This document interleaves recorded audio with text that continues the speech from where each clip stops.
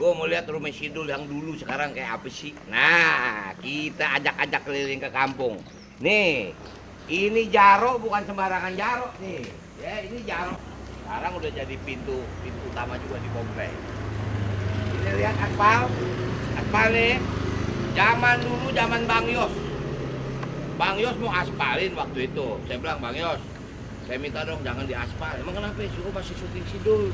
Soal kalau diaspalin kan mobil banyak lewat sini, syuting terganggu. Nah, akhirnya Sidul kelar sini, jadilah aspal. Nah, itu dulu rumah Dul. Nah, ini dulu nih warung emaknya.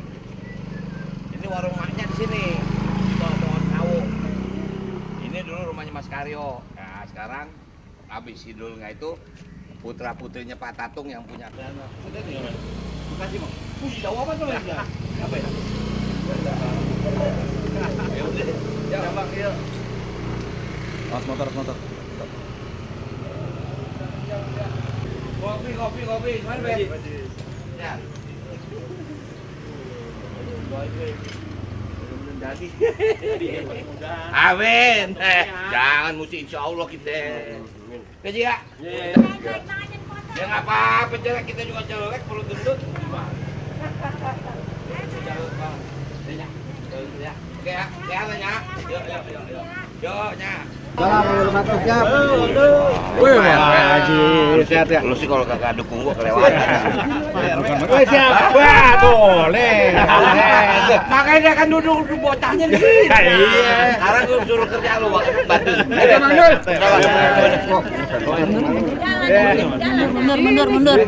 Mundur yuk. Mundur dong. Kan gini enak. Bang Haji, nih zaman dia masih sedikit nih. Wah, lu bikin kaos. Mau yakin bang? Ini bagaimana urusannya bikin kaos? Karena gue ngefans banget sama lo, jadi gue punya ide aja bikin sendiri gitu. Wah, kalau lo bener bisa bikin banyak? Bukan Kalau bener bikin banyak, gua nggak usah bikin di Bandung, lo aja. cocok Bang Haji. Serius? Serius, lo lihat kan bersih gue. Mana di mana? Di rumah gue ada di sana jalan. Keren nggak? Keren nggak? Keren. Dia bisa dapat fotonya dari mana nih? Gua belakangnya? Belakangnya ada juga. Dul. Sudah nih gua lihat. Lihat jadi. Borong nih. Daripada gua bikin jauh-jauh ke Bandung, gua bikin di kampung gua aja deh. Punya kampung sendiri ada. Mana?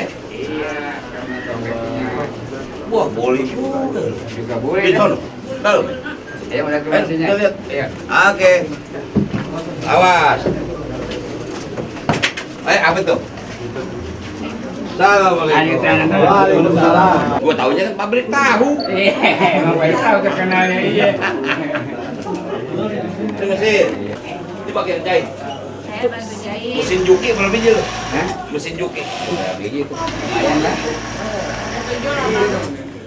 Lumayan lah ya. Iya. Keluarga aja yang jahit bang. Berapa orang tenaga? Kalau semuanya Komputer semua. iya. Ininya maksudnya Manual di atas. mesinnya. Manualnya di atas. Nah, aku bikin sini daripada baru bikin di Bandung. Cara. Iya, udah pasti Iya. ya. Yang mesti cakep kualitasnya. Nah, kalau orang Lihat banyak aja nih produk. kagak percaya, tapi ini keren nih. Siapa mau ntar dibagi ya? Tunggu, bulan matang lagi digoreng. Kerjain ya? Alhamdulillah. Seminggu kelar. Amin. Ini kebetulan gue mau jalan ke belakang. Artinya ini kampung ini mah kampung kagak aneh buat gue. Ini sebagian lokasi syuting Sidul di sini. Dulu nggak begini, Mak. Ini bagus. Waduh, dulu mah banjir buat tenggelam kita. Jadi waktu adegan satu, si Karyo ngudak nyari burung. Nah, itu alat di depan tuh. Dia ngudak-ngudak Karyo apa? Bejo. Ada ras. Makanya tadi ada si Mak bilang, "Yuk, waktu lu syuting gue di sini, Dul." Wah, jadi lu lihat syuting, lihat. Wah, bagus berarti. Kemudian ada versi lebaran. Jadi adegan saya, Babe sama Mandra pulang dari masjid. Itu di situ. Yang nimpukin anak-anak. Artinya ini kampung sih nggak aneh lah. Yang bikin aneh surprise bener. Nih si Babe nih. Ternyata dia, coba lu bikin apa? Bikin kaos gua. Tuh. Gua punya konveksi di sini. Gitu. Kita baru rencana mau bikin kaos. Baru rencana. Makanya begitu kita jalan, dia nyodorin begini, gue bilang, wah, kalau bisa bikin begini, loh bagus bener nih. Gue nggak usah bikin ke Bandung, nggak jadi. Artinya nggak usah bikin di tempat lain kalau di kampung jadi bisa. Ini UMKM kan? Iya. Bagus lagi hasilnya tuh. Tapi lu sanggup bikin banyak ya? Insya Allah. Oh, udah ntar kita goreng. Jadi. Jadi. Mbak Nano kan Ya. sebelumnya menjabat di Banten ya, dapilnya juga DPR Banten Betul. gitu ya, terus kemudian kembali ke Jakarta. Ya. Nanti ke depannya ini akan seperti apa sih Bang? Selain mungkin kalau ini kan daerah Ya, Abang sendiri, ya. akan seperti apa Bang? Ya memang setelah saya coba belajar ya dari apa yang diperintahkan Ibu Mega, saya ada di Banten. Ini sebetulnya menjadi tempat saya pelatihan. Saya sebetul dari 2008 sampai 2016 itu ada di Provinsi Banten. Kalau dihitung mungkin lebih dari 10 tahun. Saya pertama kali ada di Kabupaten Tangerang, yaitu sebagai wakil bupati. Kemudian naik 2012 jadi wakil gubernur di Provinsi Banten. Naik 2015 jadi gubernur Banten. Ternyata itu jadi pelatihan kalau satu saat saya harus di Jakarta. Gitu kan. Nah itulah sebetulnya impian Babe. Sekali-kali gue lihat lo mau jadi gubernur. Jadi gubernur udah, walaupun memang baru di Banten. Nah sekarang ternyata tugasnya jadi wakil gubernur. Nah artinya saya sama Mas Pramono itu bukan bagi tugas. Mas Pram itu memang seorang konseptor. Ya jadi kemarin waktu saya ketemu sama Mas Pram malam setelah saya pagi diperintahkan Ibu Ketua Umum menjadi wakil, saya ketemu dia. Mas Pram juga bilang, Dul, kerja gue di meja, kerja lo di lapangan. Itulah karena mungkin Mas Pram tahu saya ada di mana. Dan kemudian saya lebih tahu Mas Pram itu ada di mana. Jadi artinya kalau sekarang insya Allah dipercaya sama warga Jakarta, inilah waktu saya untuk membangun kota Jakarta. Dan mudah-mudahan yakin saya akan jauh lebih baik. Oke, jadi artinya kalau terpilih nanti Mas Pram lebih ke apa? Di balik layarnya Bang Dul yang akan jadi eksekutornya. Betul. Karena kan pengalaman Mas Pram itu kan seorang konseptor. Beliau ini kan seskap. Ya kan? Beliau mendesain bagaimana membangun negara gitu. Walaupun semua adalah kebijakan presiden, tapi kan beliau yang meramu. Nah, sekarang Mas Pram dipanggil dengan pertanyaan yang sama, saya dipanggil Ibu. Ibu bilang, no, bentar lagi Jakarta ditinggal. Maksudnya apa Bu ditinggal? I-nya pergi, dia nggak jadi ibu kota. Dia kembali menjadi daerah khusus Jakarta. Pertanyaan saya, Jakarta mau kemana? Nah, yang bikin saya agak terkejut, kamu kan Betawi. Nah, setelah Jakarta nggak jadi ibu kota, di mana masyarakat Betawi? Kalau udah bilang begitu, kita tengyang nih teriakan Babe, anak orang kampung, anak gue jadi tukang insinyur. Nah ini syutingnya di sini, jadi itu yang membuat ya kalau dibilang nostalgia, kok begini jalannya ya?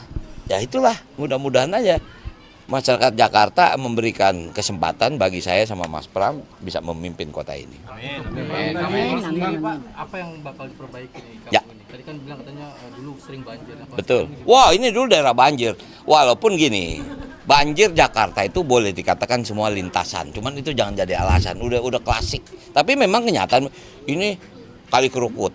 Wah Kali Kerukut ini lintasan memang bisa dari Kabupaten Tangerang. Kemudian sebagian artinya dari Grogol segala macam. Artinya memang sekarang drainase itu harus diperbesar.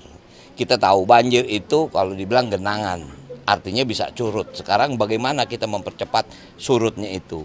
Nah, artinya banjir itu adalah permasalahan utama di Jakarta. Apabila di memang musim banjir. Nah, sekarang ini kan iklim sedang berubah nih. Mungkin dalam waktu 3 tahun tidak terjadi banjir besar seperti tahun 2007. Karena apa? Climate change sedang terjadi. Cuman sekarang kemaraunya luar biasa. Berarti penghijauan kota, ruang terbuka hijau harus diperbanyak. Untuk apa? Menurunkan emisi rumah kaca yang dibilang karbon. Bang, Gitu. tadi kan soal iklim ya. Satu lagi Bang, mungkin permasalahan paling besar di Jakarta adalah soal kemacetan. Ya.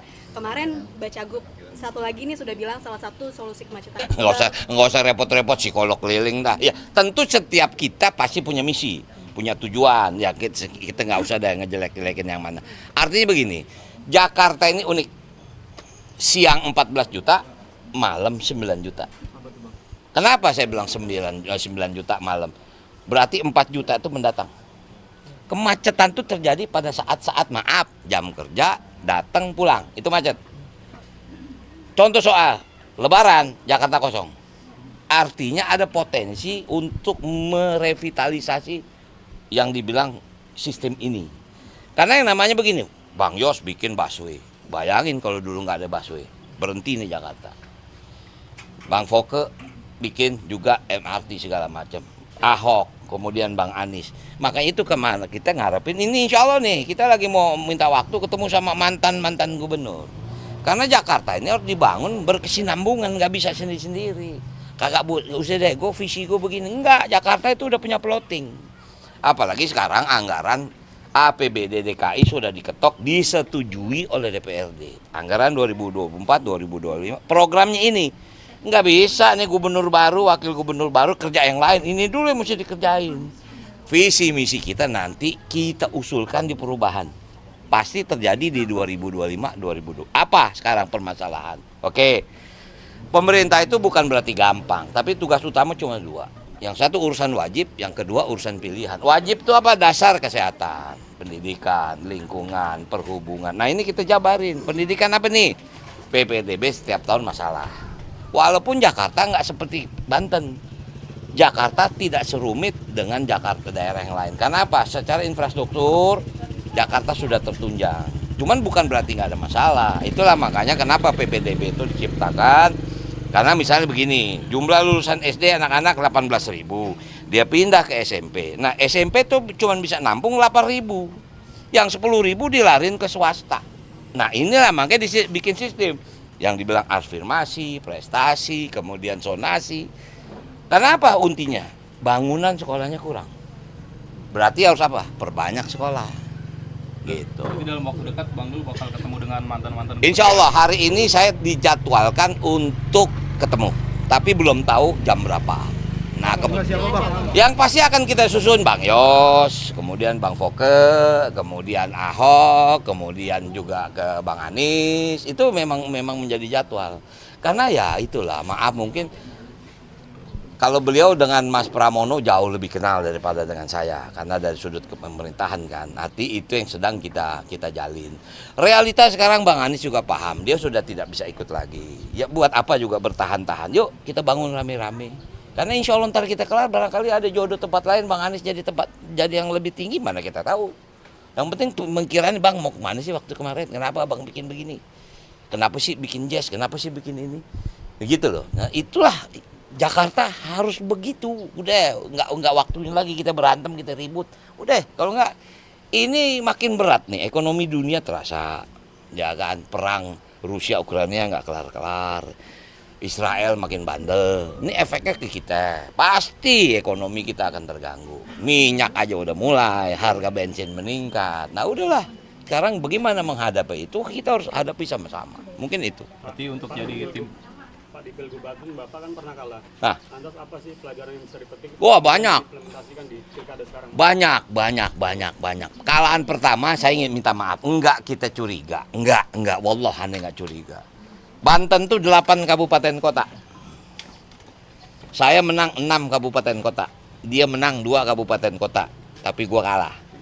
Gua nggak usah ngomong siapa yang curang, siapa yang kagak lah. Lo lebih paham sebagai wartawan kan. Cuman kita tetap MK. Hasil MK final banding gua kalah. Udah terima, itu kenyataannya. Tapi kalau kita berhitung lucu juga ya. Gua menang di 6, dia menang di 2. Kalau dihitung jumlah, banyakan mana 6 sama 2? Pasti banyakan 6. Wah kalah, udah realitanya begitu, belajar lagi kita. Akibat gue nerima, gue jadi wakil gubernur Jakarta. Aja gak?